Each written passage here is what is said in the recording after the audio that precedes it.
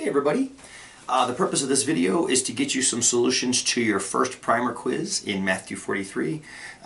Just some pretty straightforward math, making sure we're all on the same page. I also wanted to make sure you knew why I was giving you these problems, to make sure you understood what the point of this kind of basic arithmetic was. So let's just we'll just kind of slap through them here. The first one says convert 1/7 to a decimal to the hundredth and a percentage to the nearest percent, and the only reason for that is to make sure that you remember how to do the mechanics of this. So much of this course, the probability in particular, is a result of analyzing either a percentage or a fraction or a decimal. And it doesn't matter to me which one you use as long as you use them all correctly. So 1/7 is one of my favorites.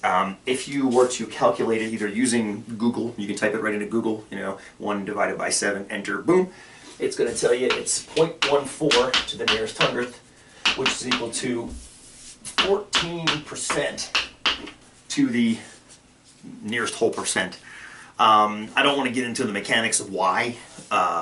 Just remember how to convert back and forth, however you've learned. And I don't want to reteach you if you already know a way that you're comfortable with.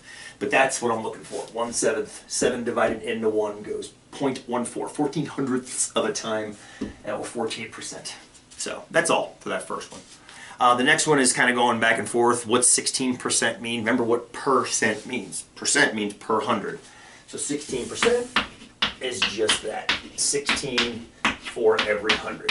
And you don't have to reduce that to 8/50ths or 4/25ths or anything like that, because the point is it's 16 over 100. And I think a lot of times if you were to simplify it, as it's so often called, down to 4/25ths, you might actually lose what it actually means. For out of every 100, there's 16. 100 is easier for us to envision than 25 is. I think it's funny that I'm wearing a German national team jersey right now. I just came from my son's soccer match, and it's coincidental, that a Euro team, right, that's versed in the metric system. We as Americans are not so much. I like leaving these out of 100 in that respect. So you'll very often see me in class not simplify fractions because I like to leave them just like this.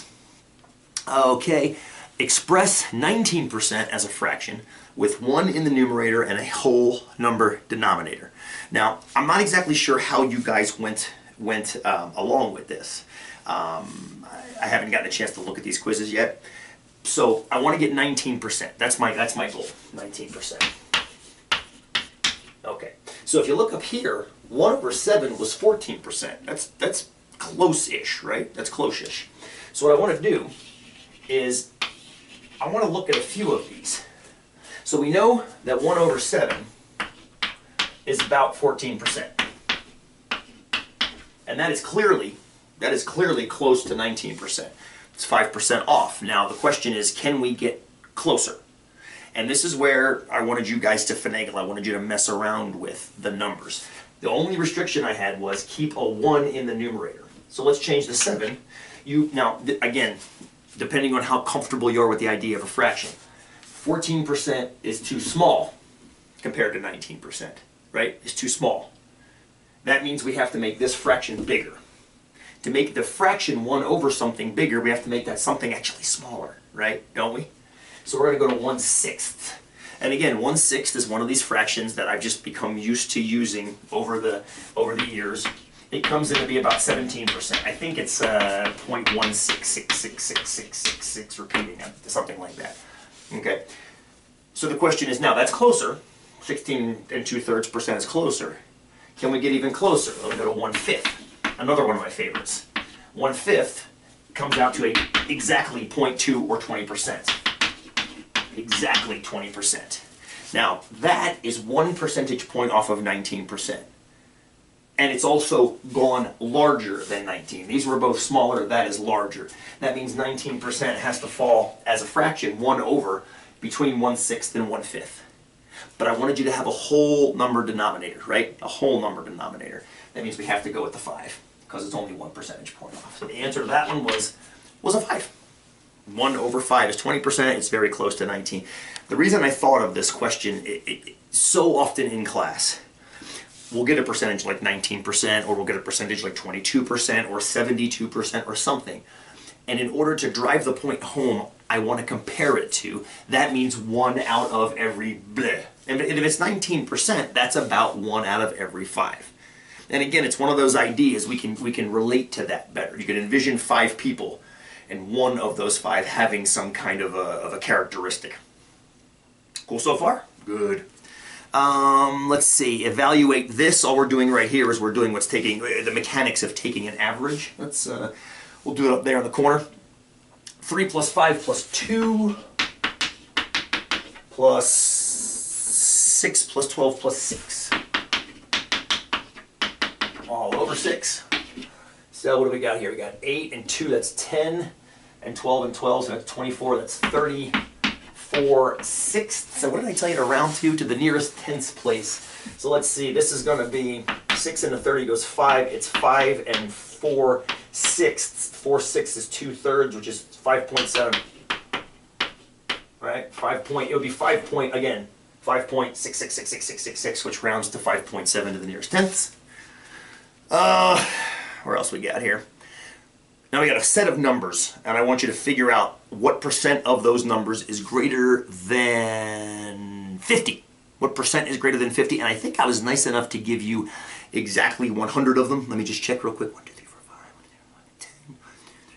I did. I gave you exactly 10. I'm going to real quick count the values here. In your next primer quiz that you'll have next week, you'll actually have an Excel shortcut that teaches you how to do this. I wanted to make sure that you could actually do it manually first. I'm going to duck down and count real quick.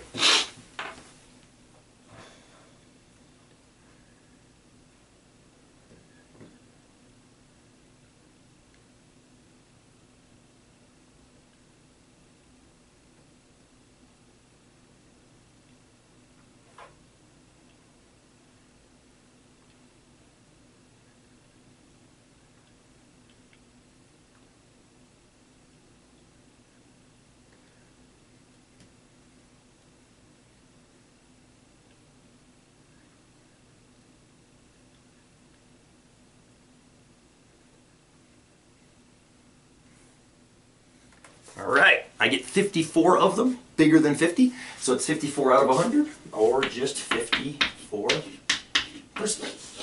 And this is getting a little scattered on the board, I apologize, but if you're following along, not a problem.